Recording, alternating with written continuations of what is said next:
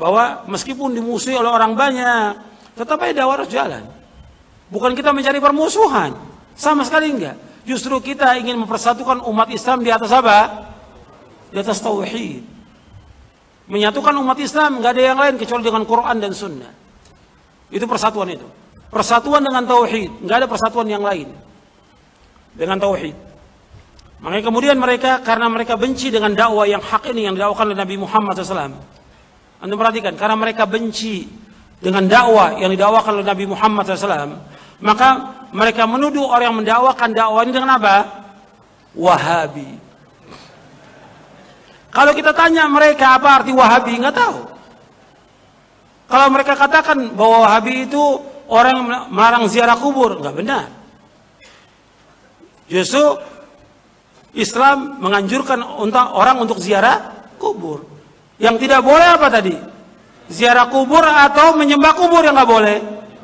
Menyembah kubur atau beribadah di sisi kubur. Yang marah beribadah di kubur siapa yang pertama kali?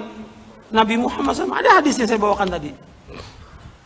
Jadi mereka tuduh apa? Wahabi. Yang pertama kali menyiarkan tentang Wahabi ini siapa?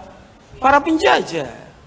Ustadz aneh ini mengatakan bahwa yang pertama kali menyiarkan julukan Wahabi adalah penjajah. Lagi-lagi, kebiasaan para ustadz Wahabi mengkambing hitamkan sebuah kelompok tanpa memaparkan data. Agar pemirsa tidak terkecoh dari mana asal muasal kata Wahabi, mari kita simak pernyataan dari guru besar ustadz aneh ini. Dalam kitab Majmu' Fatawa Ibn Baz, salah satu ulama Wahabi, jilid 9, yang diterbitkan oleh Darul Qasim, cetakan pertama tahun 1420 Hijriah, halaman 230. Ibn Baz ditanya, apa hakikat dakwah Wahabi? Ibn Baz menjawab, Wahabi dinisbatkan kepada Syekh Al-Imam Muhammad bin Abdul Wahhab.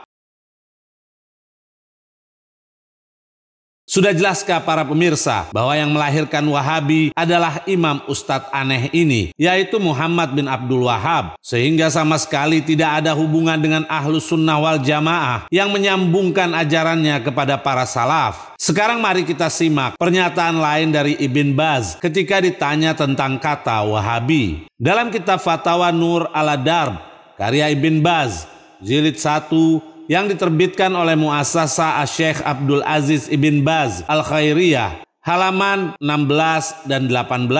Seseorang bertanya, wahai Syekh, sebagian manusia di sisi kami menamakan para ulama di Arab Saudi dengan Wahabi. Apakah kalian rela dengan penamaan tersebut? Dan apa bantahan terhadap orang yang menamakan kalian dengan nama ini? Ibn Baz menjawab, ini merupakan julukan terkenal untuk ulama tauhid. Para ulama Najd menisbatkan mereka kepada Syekh Imam Muhammad bin Abdul Wahhab.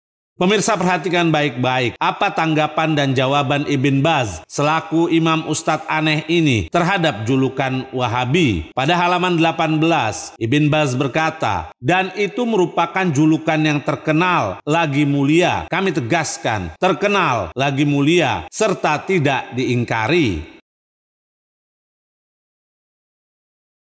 Tuduhan Ustadz aneh kepada penjajah sebagai pensyiar kata Wahabi adalah tuduhan palsu. Atau Ustadz aneh ini juga hendak mengatakan bahwa Muhammad bin Abdul Wahhab adalah golongan penjajah. Harusnya kelompok Ustadz aneh ini bangga dengan sebutan Wahabi, karena julukan tersebut merupakan sesuatu yang mulia serta tidak diingkari seperti yang dikatakan oleh Ibn Baz. Karena itu kami sarankan kepada para pemirsa untuk selalu mendengungkan kata Wahabi agar para pengikutnya senang dan bahagia.